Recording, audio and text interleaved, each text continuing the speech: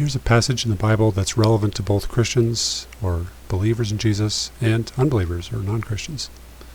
Luke 18. Now this is Jesus speaking.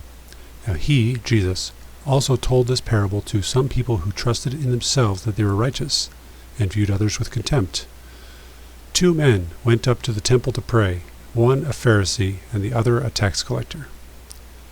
The Pharisee stood and began praying this in regard to himself.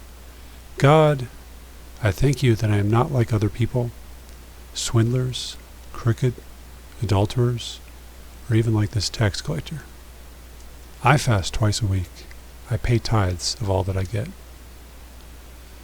But the tax collector, standing some distance away, was even unwilling to raise his eyes toward heaven, but was beating his chest, saying, God, be merciful to me, the sinner.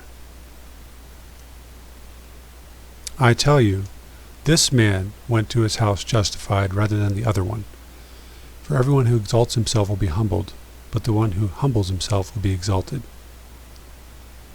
So this is profound, that Jesus said the bad guy who admitted his sins before God and asked for forgiveness received forgiveness. He was justified. He was right before God.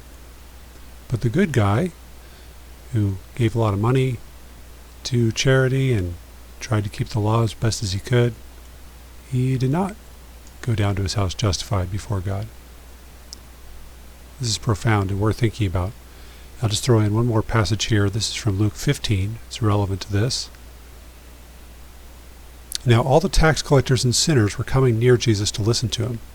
And both the Pharisees and the scribes began to complain, saying, This man receives sinners and eats with them.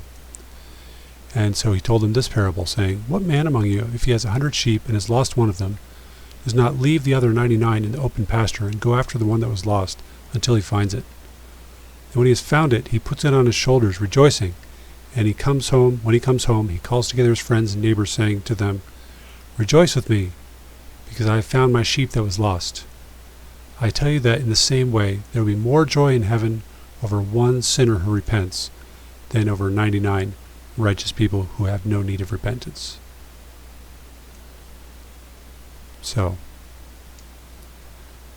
this question applies to everyone, Christians, non-Christians, believers, unbelievers. Who are you like in this story that Jesus told? Are you like the tax collector who humbled himself before God and recognized that he's not good enough, asked for God's forgiveness? Or are you like the Pharisee who considered himself to be righteous, didn't need God's help?